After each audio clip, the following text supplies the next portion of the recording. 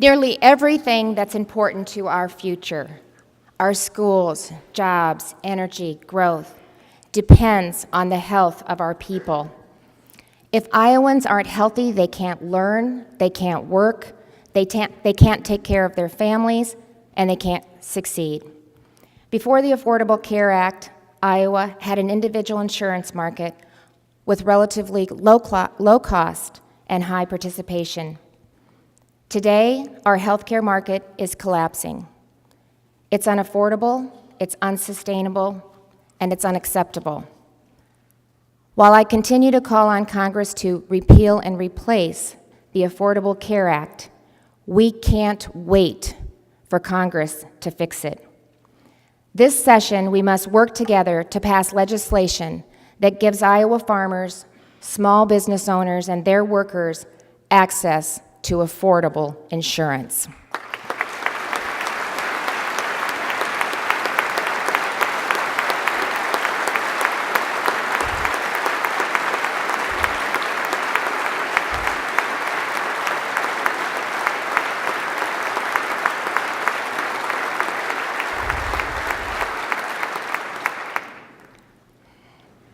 To meet the needs of our most vulnerable Iowans, to ensure we have affordable health care coverage for working families, to provide compassionate mental health care, and to fight the plague of opioid addiction, we must address these complex issues in a coordinated and strategic approach that builds on the progress we've made together. Almost 2 years ago, we modernized our Medicaid system to an individualized, patient-centered approach that was already in place in 39 other states, a change that needed to be made.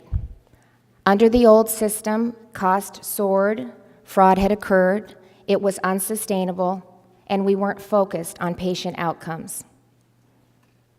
I still believe managed care is the right decision for Iowa, but it has become very clear that mistakes were made in how it was done.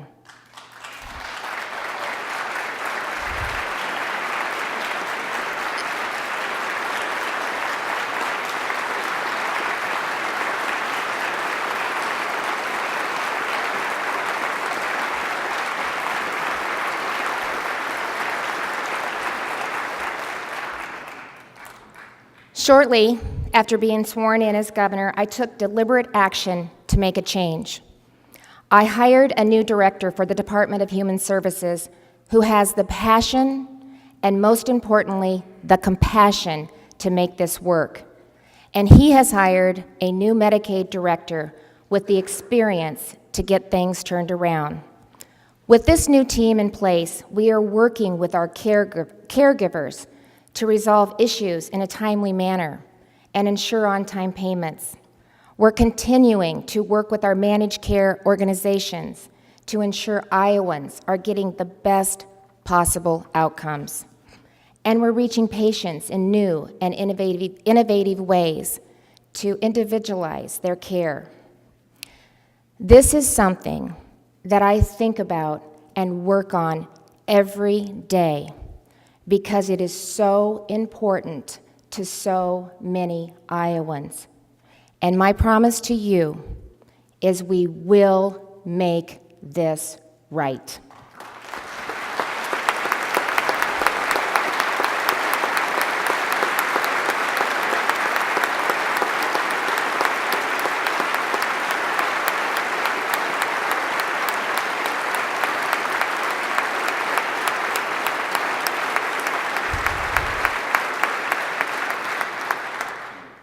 We must continue our efforts to provide compassionate mental health care. In 2013, we redesigned Iowa's mental health system with bipartisan input and support. We moved from a county-by-county system to a regional network, ensuring the same core services for all Iowans, no matter where they lived. 150,000 more Iowans have mental health coverage today and have access to more local and modern service. We've invested $2 billion in mental health services, and in 2016, we invested $4 million in a new psychiatric medical residency program to recruit and retain more psychiatrists. But we must do more, and I know we can. That's why I look forward to partnering with Des Moines University and the National Alliance on Mental Health Illness on their exciting new initiative, where every doctor will receive the training and skills to identify and treat a patient with a mental health challenge. As a partner, I've included in my budget money for this innovative pilot program, a first of its kind, and since Des Moines University trains more primary care physicians than any other medical school in the country, it's a significant step forward. We have students and faculty from Des Moines University with us today. Please join me in thanking them for the leadership they've shown in mental health education and awareness.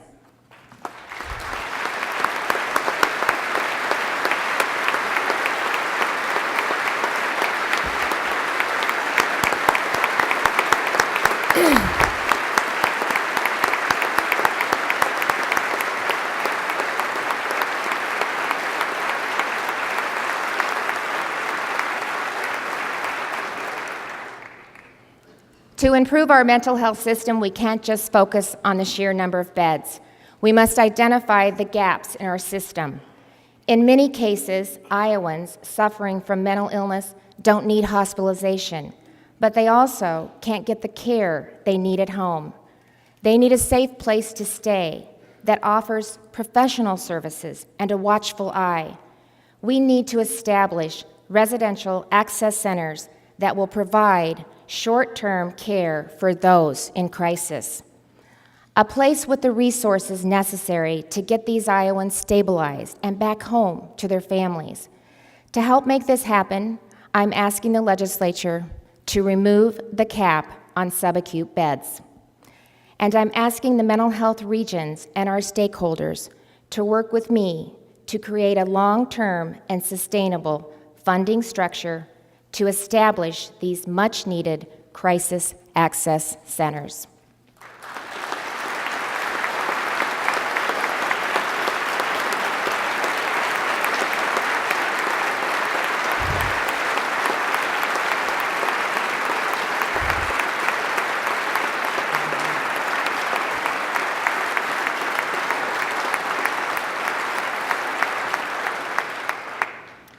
Creating a mental health system is complex, and it won't be solved overnight.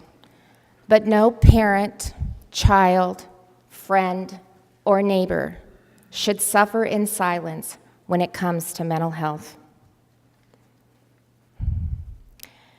Addiction can be just as anguishing for families, and many of you know someone who has suffered from the wave of heroin and opioid addiction that is making its way through Iowa. This is an issue that is very personal to me. To the thousands of Iowans impacted by addiction, I've been there. I understand your struggles. My family understands your struggles.